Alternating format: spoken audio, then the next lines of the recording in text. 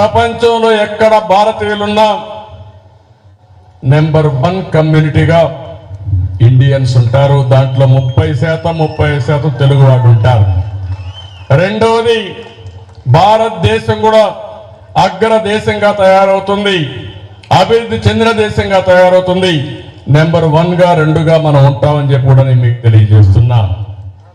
అదే సమయంలో ఆంధ్రప్రదేశ్ రాష్ట్రాన్ని కూడా మనం కాపాడుకోవాల్సిన అవసరం ఉంది. తెలుగు వాళ్ళు 50% జనాభా ఉండే రాష్ట్రం ఆంధ్రప్రదేశ్ రాష్ట్రం.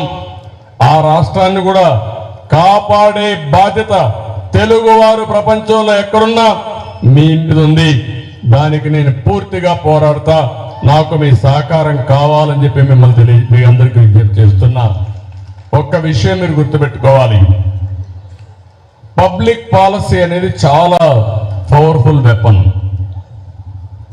ఈ దేశానికి ఆర్థిక సంస్కరణలు వచ్చిన తర్వాతనే దశ దిశ మారింది.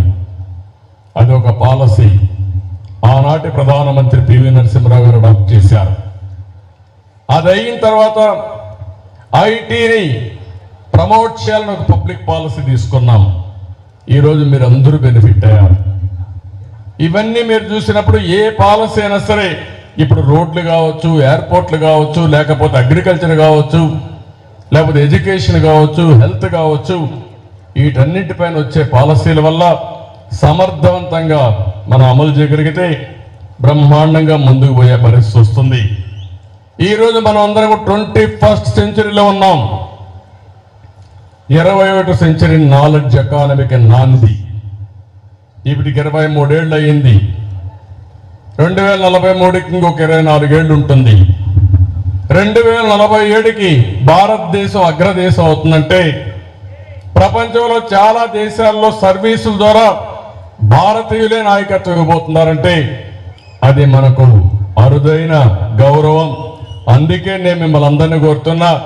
మొన్న కూడా నేను మాట్లాడుతూ ఒక మాట అన్నా, నవశకం తెలుగు వారి సొంతం కావాలని మనస్ఫూర్తిగా ఆకాంక్షిస్తున్నా.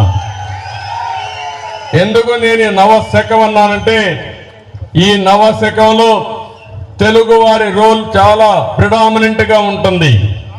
ఈ నాలెడ్జ్ ఎకానమీలో మీరు ఎంత ఆలోచిస్తే అంత ఉన్నతమైన స్థానానికి వెళ్లే పరిస్థితి వస్తుంది. ఆ విషయం మీరు గుర్తుపెట్టుకోవాల్సిందిగా నేను కోరుతున్నా. నా ఆలోచన ఒకటే, 2047 మనం ఒకసారి తిరిగి చూసుకుంటే ప్రపంచంలోనే నెంబర్ 1 పవర్ఫుల్ కమ్యూనిటీ ఏదంటే దానికి చిరునామాగా తెలుగు వారు ఉండాలనేది నా కోరిక, నా ఆకాంక్ష. అదే నా విజన్, అదే నా మిషన్.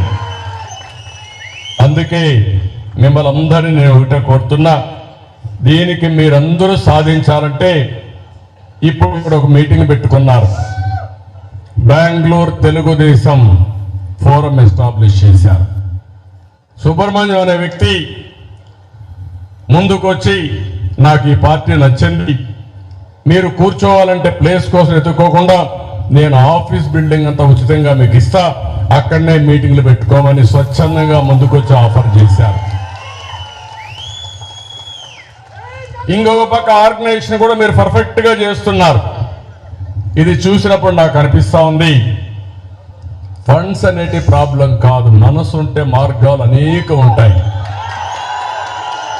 ఈరోజు మీరు ఒక స్టేజ్ కూడా దాటారు.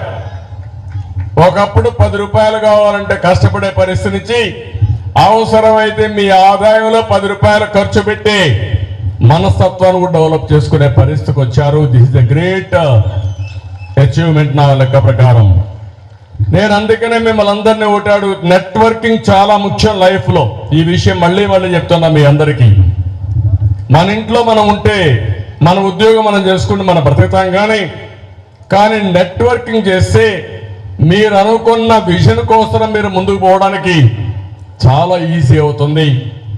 రెండోది, దాని ద్వారా మీరు చాలా వరకు అనుకున్న లక్ష్యాన్ని మీరు నెరవేరుస్తారు. నేను ఒకప్పుడు మా ఆడబిడ్డలందరూ ఉన్నారు, గర్ల్స్ ఎంత ఉన్నారు, ఆంటర్ప్రెన్యూర్స్ ఉన్నారు.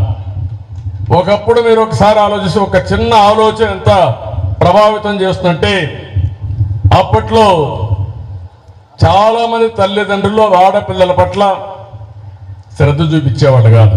ఎప్పుడైనా పెళ్లి చేసి పంపించేయాలి కాబట్టి ఆటోమేటిక్గా